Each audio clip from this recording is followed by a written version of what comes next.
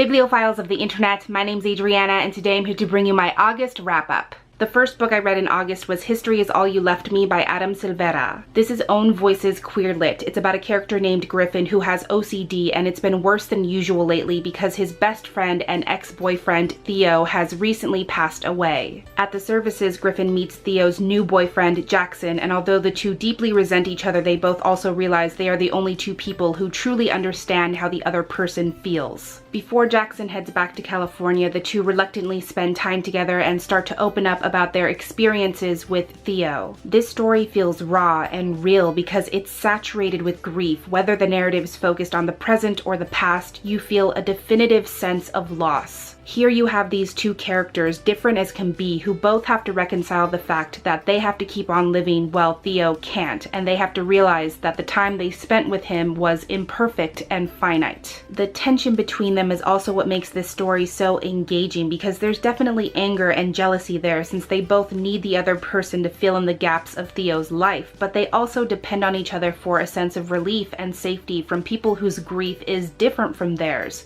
Not lesser, just different. And you also get to see as Griffin realizes that Theo's relationship with Jackson is not an indication of his own self-worth, but merely an indication that people change. Another good thing is that the story does a great job of showing how Griffin's OCD affects him, down to the way he needs an even number of examples when he's listing things in his narration, and the story also shows the difference between enabling someone and supporting someone, because there can be a fine line between the two. But there was this twist in the second half of the book that just didn't sit right. The same thing happened with Adam's first book. Everything was going fine, I was loving the story, and then this twist happens that's supposed to blow my mind, but ultimately undoes nearly all of the goodwill I'd built up towards the story. Basically, there's two key relationships Griffin is exploring in this story, his relationship with Theo and his relationship with Jackson, but then like 50 pages from the end, a third relationship surfaces with a character who's been sidelined the entire book.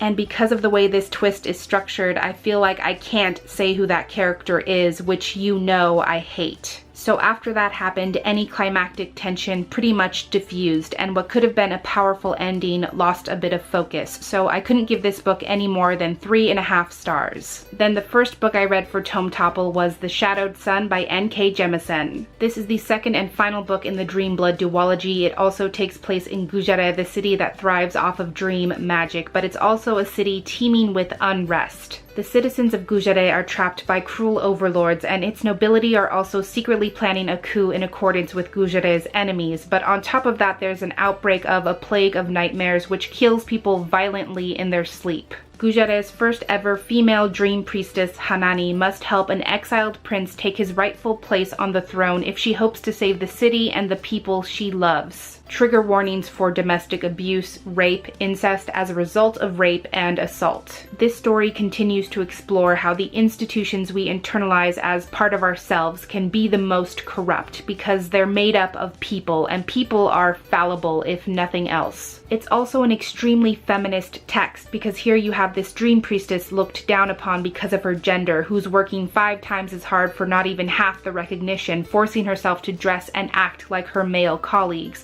and then somewhere along the way she realizes that things have to change. If she keeps restricting herself and mindlessly follows these outdated rules that weren't made with her in mind in the first place, she will indirectly be setting a damaging precedent for any future dream priestesses. Hanani challenges the way things have always been done, and the incredible, earth-shattering results of her actions speak for themselves. This was a stunning, visceral conclusion to this duology. I was living for every single second of it, and I gave this book 4.5 stars. The second and final book I read for Tome Topple was The Gentleman's Guide to Vice and Virtue by Mackenzie Lee. This story is queer historical fiction. It's about the impossibly roguish Monty who's always causing trouble and indulging in one too many sexual scandals with women and men alike. Monty's father is sending him on a year-long tour through Europe as his last hurrah before he buckles down and comes home to properly manage the family estate. However, Monty is touring with not only his sister Felicity, but also the great love of his life, Percy, and although his father has forbade him from acting out, the three of them are about to embark on the most extraordinary, eventful tour of their lives, to say the least. I don't usually like making these kinds of comparisons, but this book is basically like bisexual Casanova meets Pirates of the Caribbean, because somehow these characters find themselves on a dangerous quest in pursuit of the Philosopher's Stone, and it's fantastic. There is never a dull moment. I did actually listen to the audiobook, which is narrated by Christian Coulson, aka Young Tom Riddle, and he is a brilliant narrator. He brought so much joy and life to this text, and I swear his delivery made this story even better, and it was already perfect. I love the dynamic of this trio because you have Monty coming from a life of extreme privilege, but he's balanced out by Felicity and Percy, who both face oppressions and prejudices that he himself will never face. Felicity is pretty much written off entirely by society because she is a woman, even though she's highly educated and wants to study medicine. And then you have Percy, who is an immigrant from Barbados, I believe, who was taken in by a noble family, but people still see him as a slave or a servant. He also has epilepsy, so on top of being a person of color in a society that only acknowledges white people, and on top of being queer, he's also dealing with a very unpredictable illness that is seen as extremely taboo in and of itself. And so you have these two incredible fleshed out characters who are not just props in this story, who are very much their own people, and who are also there to give Monty a much needed reality check, because more often than not he's being self-absorbed and melodramatic. He definitely has his own problems, what with his identity as a bisexual man and his inability to express that, and also he has a very abusive father who basically tries to beat the gay thoughts out of him. But Felicity and Percy are not shy about reminding Monty that his lot in life could look very different, and they help him realize that he can still put his privilege to good use. The story also handles epilepsy very well because, again, you have Percy forcing Monty to confront his own ableism and making him realize that banking on a cure is not being supportive. It's just a way for him to say that he wants Percy's diagnosis to go away so that he doesn't have to deal with it anymore,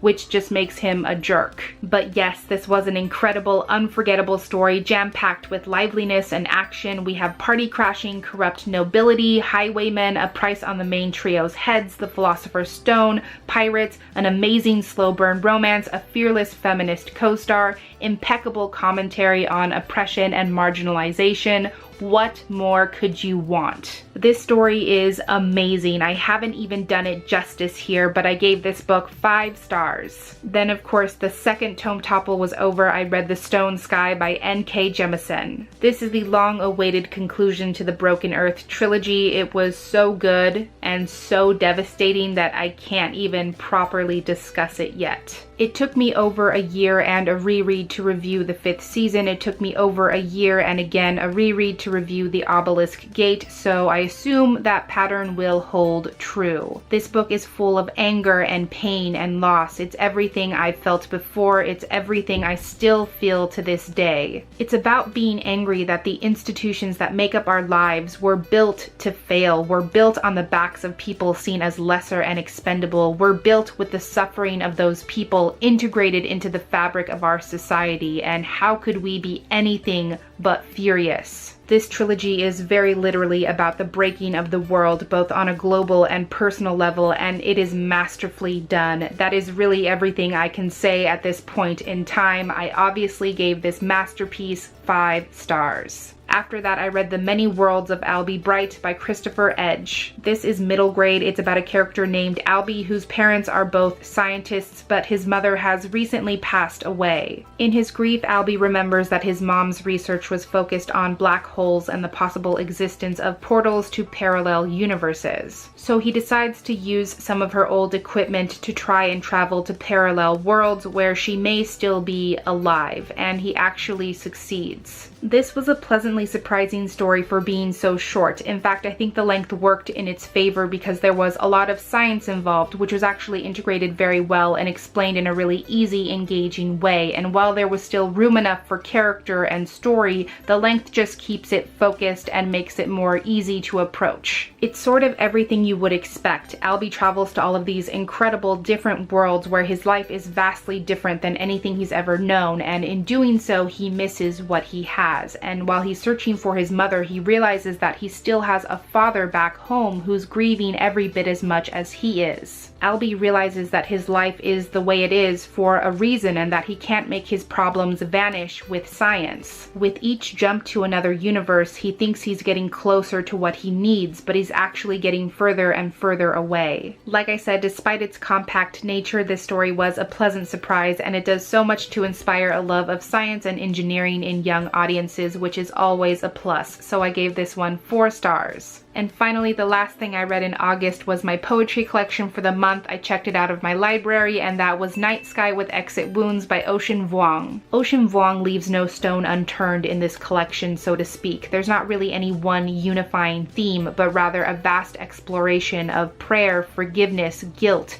daddy issues, queerness, autonomy, freedom of the self, destruction, and the feeling of constantly being hunted. This is easily one of the most evocative collections I've read this year. There's really just a feeling of surrender to desire, surrender to emotion, surrender to the unyielding greed of a world that only takes. Even though I can't claim to have understood every verse or every poem, the speaker really captivates and holds your attention, and even if the specifics remain a mystery, the ending of every poem leaves you with a distinct impression. For example, one of the poems ends with, "What becomes of the shepherd when the sheep are cannibals?" And even if you don't really know what that means, it makes you stop in your tracks. I have a deep respect for the work Ocean Vuong does here, and I gave this collection 4 stars. So those are all the books I read in the month of August. As always, in the comments below, feel free to share your thoughts on any of the books I mentioned in this video, or let me know what was your favorite thing that you read in August. But that is everything I had for this wrap up today. Thank you so much for watching this video. I really hope that you enjoyed it, and I will catch you on the flip side of the page.